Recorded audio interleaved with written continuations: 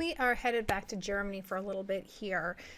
Luther had started a popular reform. The situation in Germany was far too complicated to deal with by suppression. Charles V decided to call a diet and stated that he was willing to listen to all opinions on the religious issues within the Holy Roman Empire. He called on the protesting estates to formulate their own theological opinion.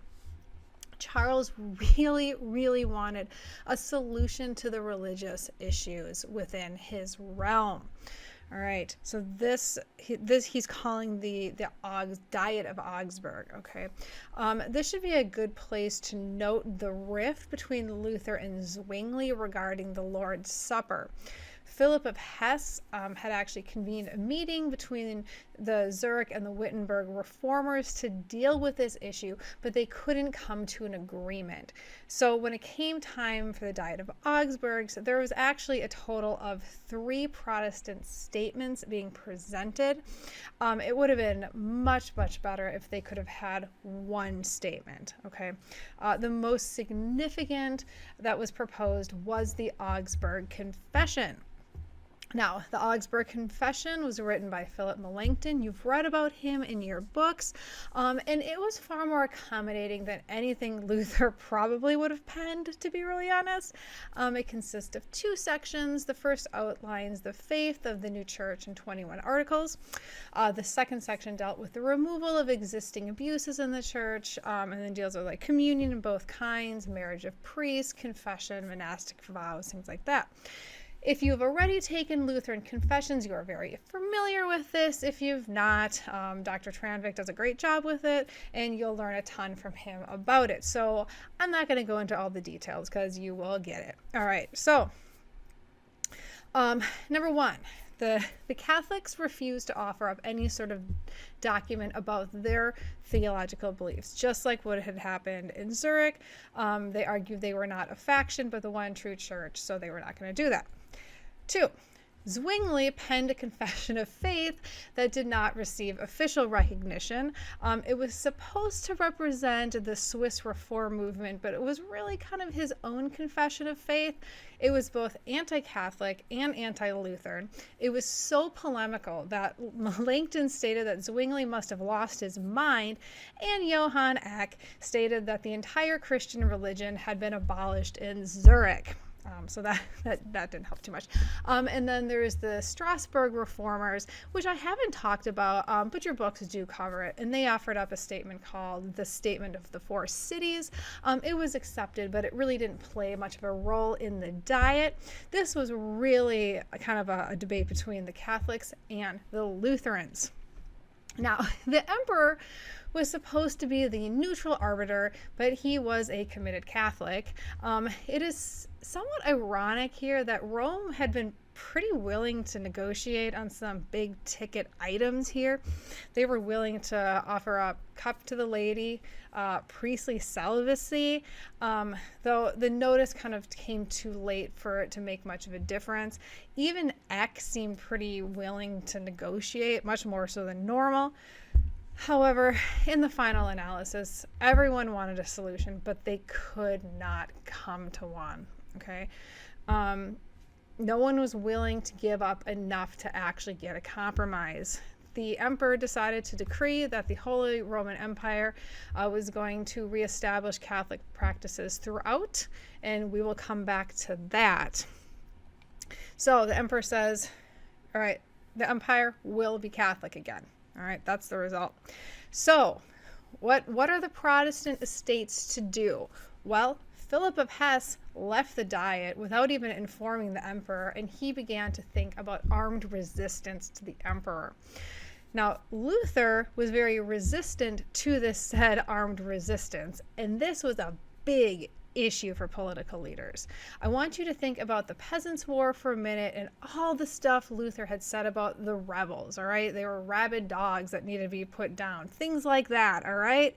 Again, it wasn't his finest moment. But for how much Luther was willing to question religious authority, he was shockingly supportive of secular authority, and he did not want to rebel against the emperor, even though he fundamentally disagreed with the emperor on the point of religion. Now, after tons of persuasion from Elector John and Philip of Hesse, Luther finally relented, okay, on this issue of allowing armed resistance.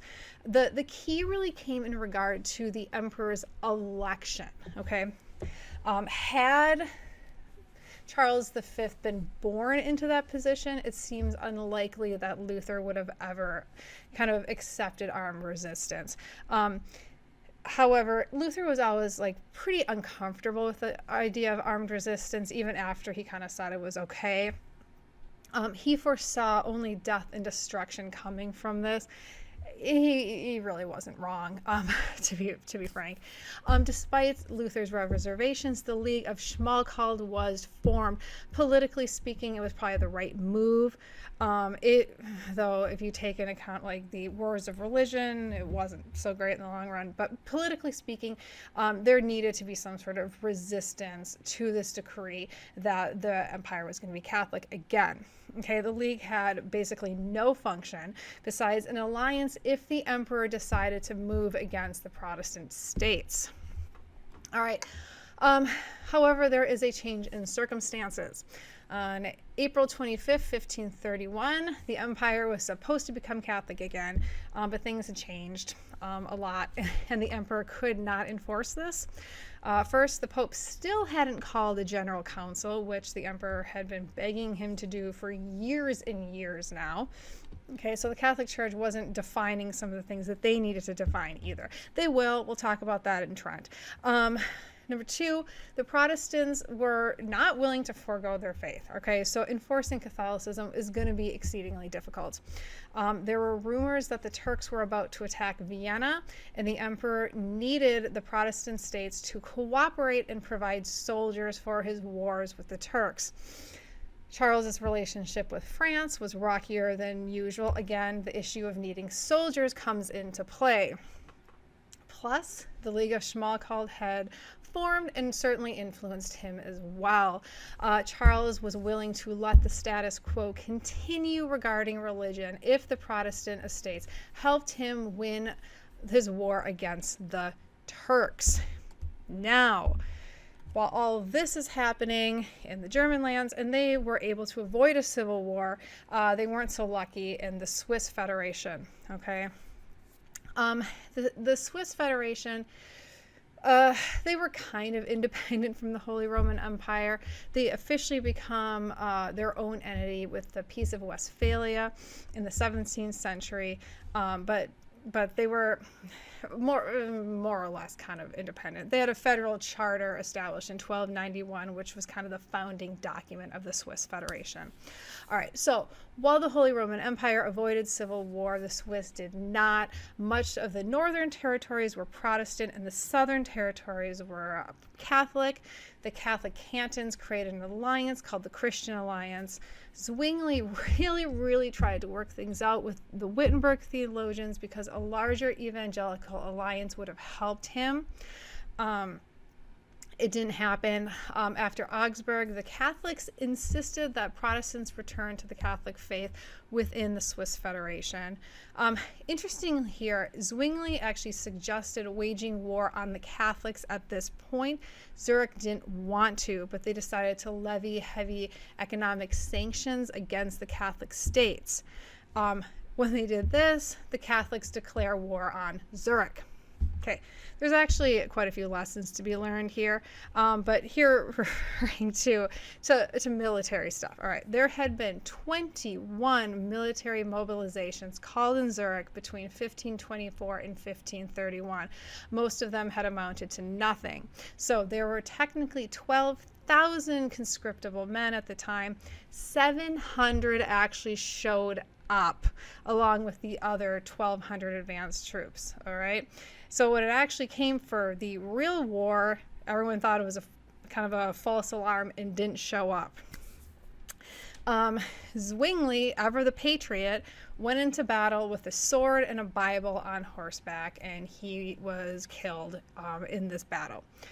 The Peace of Kappel ended this battle, and it was decided that the cantons would decide the religion within the boundaries of their territory, though any expansion of Protestantism was illegal. Protestantism would stay the minority faith within the Swiss Federation. But they lost a very strong leader with Zwingli's death.